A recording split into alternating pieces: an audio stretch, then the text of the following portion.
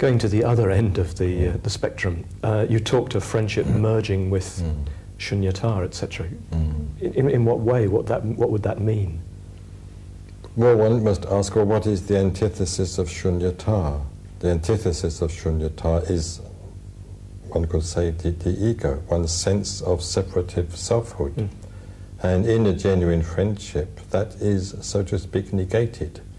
You give up things for the sake of your friend. In a sexual relationship, it's always a sprat to catch a mackerel.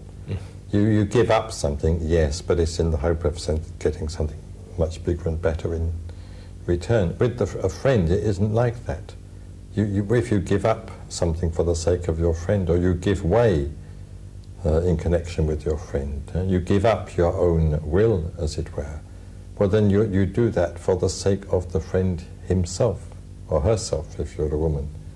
And by virtue of that denial or negation of self or of selfhood, you approach, obviously, more nearly to that state of shunyata, where there is no such experience of selfhood at all. You said incidentally then, the friend being a woman, if you were a woman. Yes, because just as there may be friendship between man and man, there can be friendship between woman and woman. What about friendship between woman and woman? I think that's a very doubtful and difficult business. I don't think it's entirely impossible, but I think usually the sexual factor intervenes and produces complications. But I certainly don't rule it out altogether. I think there have been instances of spiritual friendship between man and woman, quite separate from any sexual relationship.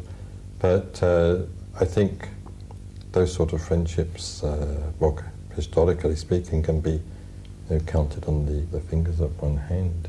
I'm thinking of friendships like those, for instance, between St. Francis and St. Clare. They didn't see much of each other, incidentally. But it does seem that a genuine spiritual friendship was there. I'm thinking of cases of that sort. There can be, of course, men and women who are good friends without having sexual feelings or relationships, but I'm thinking of friendship in a much profounder sense than that. In the profounder sense, what do you mean by a profounder sense there? Well, a profounder sense of friendship being a sense in which, into the friendship, a very great deal of emotional energy is invested.